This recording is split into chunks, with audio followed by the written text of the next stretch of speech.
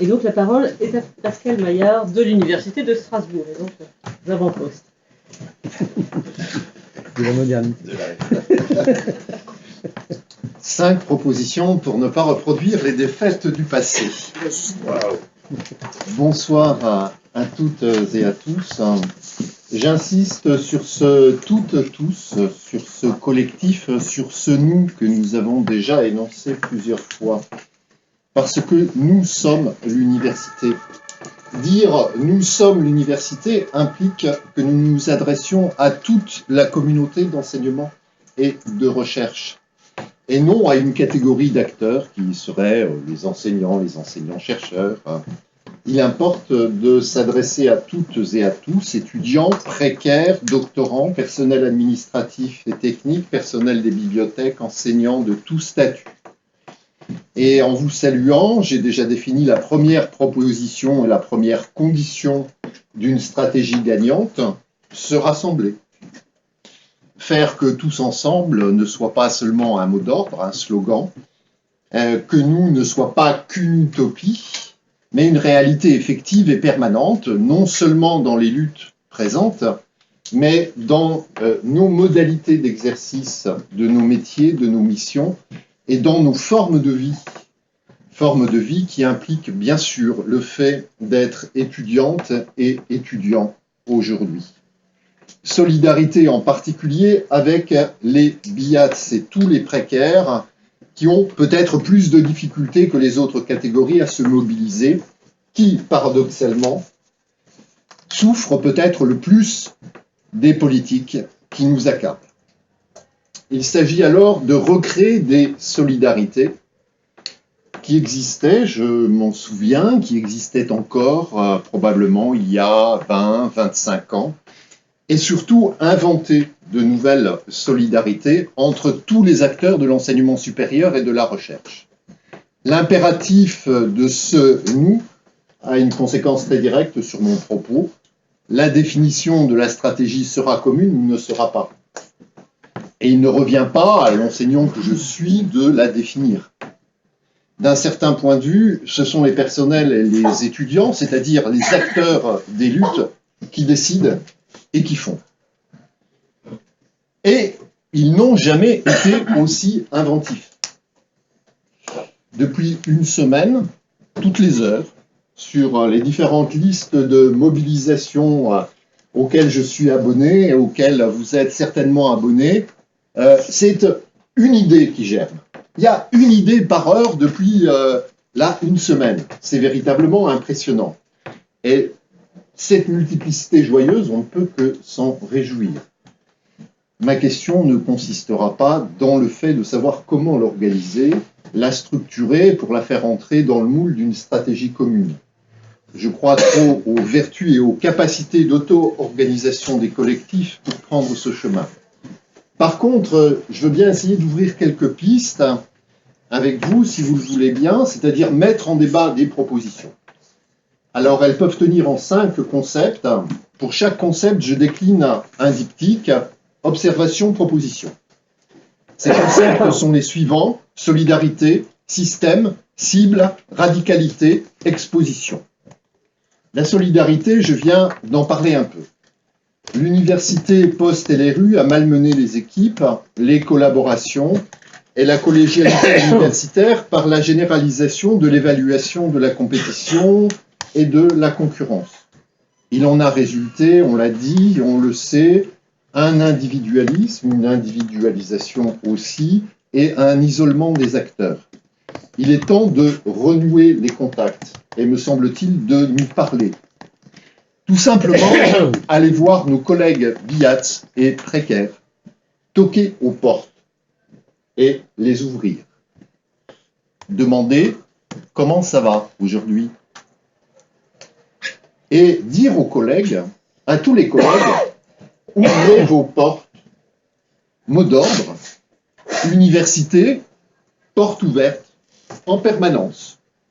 Toutes les portes ouvertes, salle de cours, bâtiment, bureau, plus un seul bureau fermé, plus une salle fermée, ici, il y a une porte ouverte, on commence bien. Je crois que ça peut être une action, ça peut être un mot d'ordre. ouvrons les portes. Commençons par ça. Le système, tout tient ensemble. Les attaques des politiques néolibérales, on le sait, sont systémiques. Parcoursup, réforme des retraites, loi de programmation pluriannuelle de la recherche, formation, réforme de la formation des enseignants, doivent être considérés comme un tout. Ce ne sont pas des lois isolées ou des réformes juxtaposées ou empilées. C'est une même et une seule politique qui a pour effet une précarisation généralisée. Se battre uniquement contre un seul objet de contestation, c'est une stratégie, à mon sens, qui est vouée à l'échec. Je ne vois pas d'autre solution que d'inventer des modalités, des outils, des structures et des formes de lutte qui visent le système dans son ensemble. Alors on y reviendra certainement dans le débat.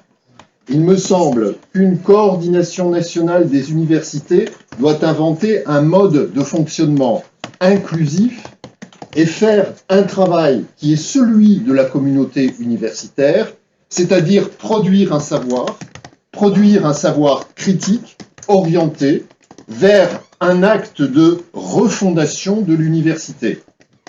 Que la CNU, que la Coordination nationale des universités, comme Pierre le suggérait tout à l'heure, ça me semble un travail fondamental, élémentaire, stratégique, que la CNU écrive les lois, que nous écrivions les lois que nous voulons. À un autre niveau, une coordination nationale des luttes me semble s'imposer.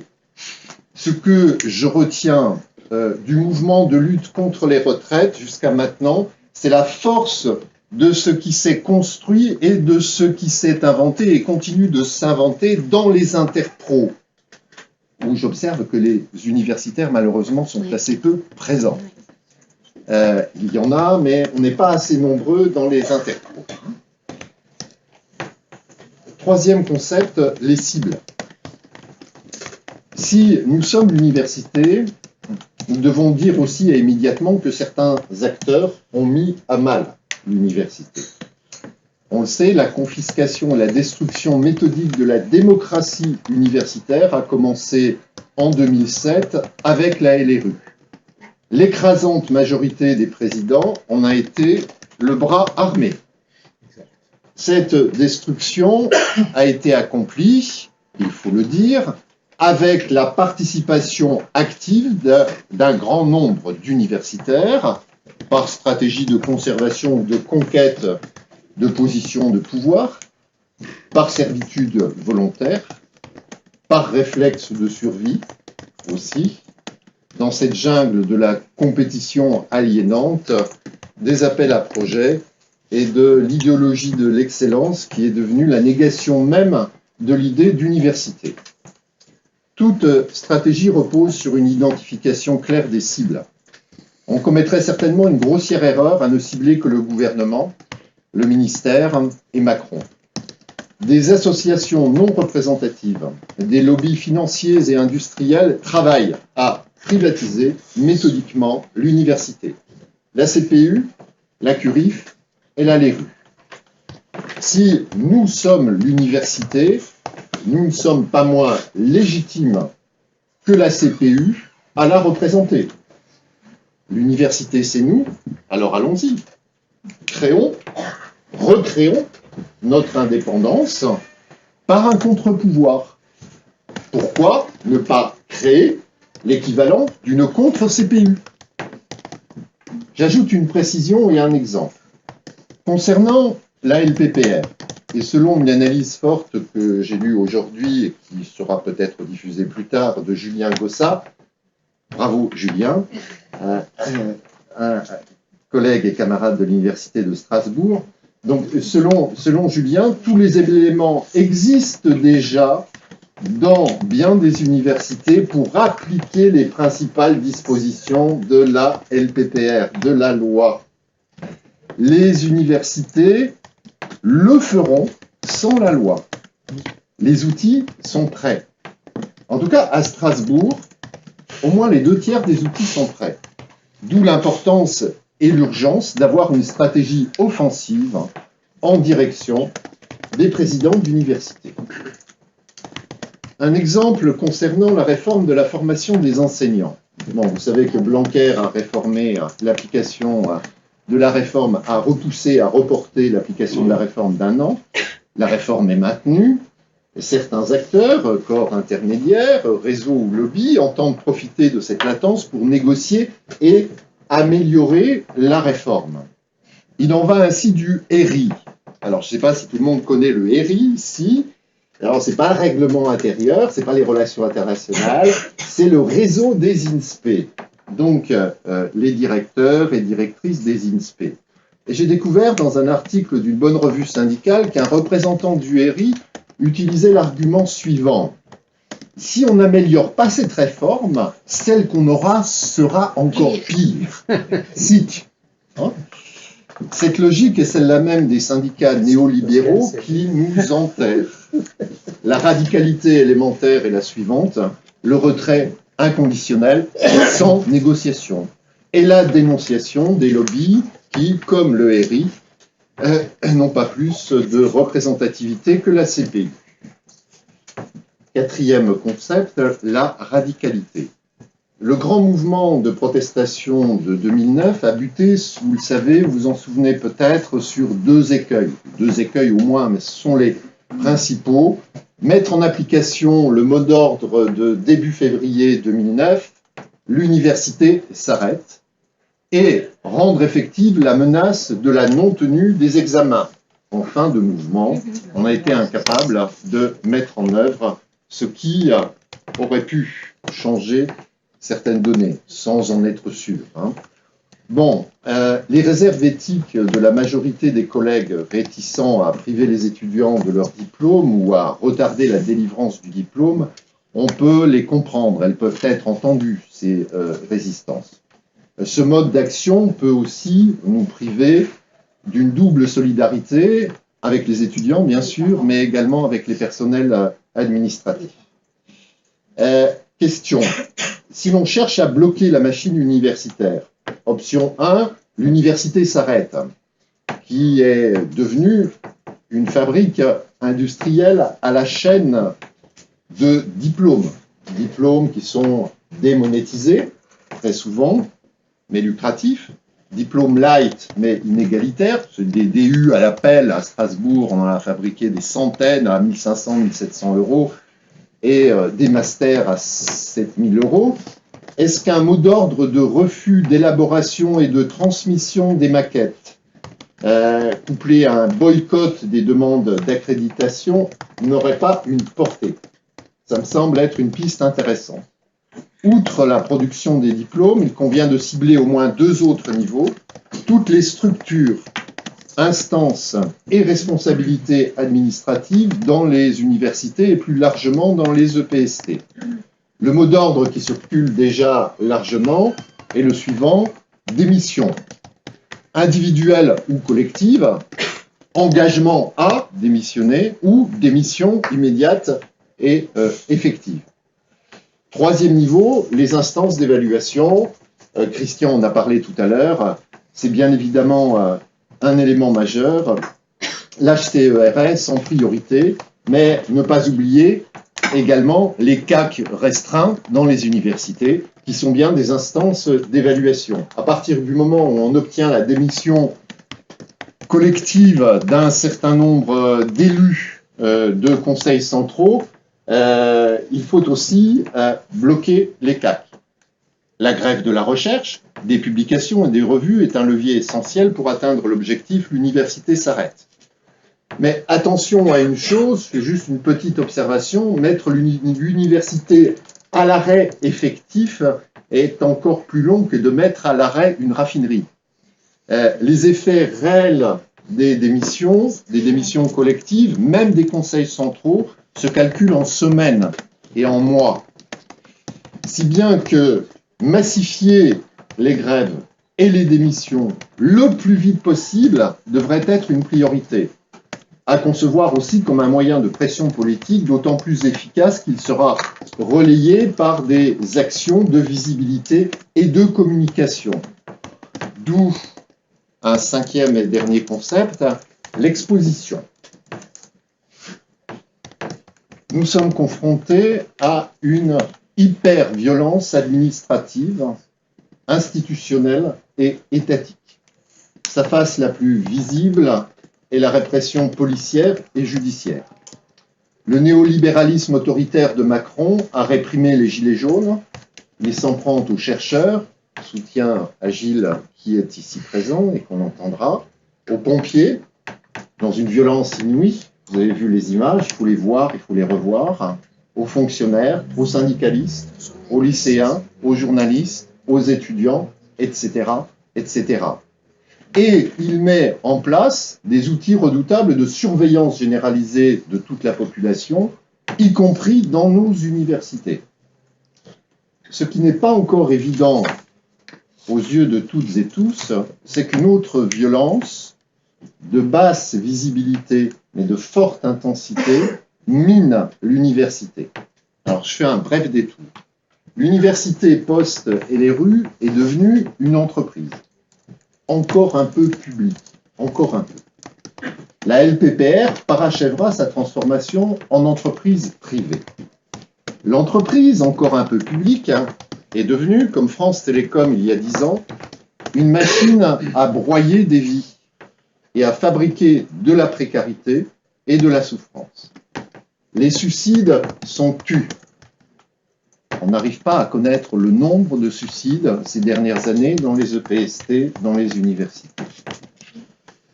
Je crains qu'il ne soit très important.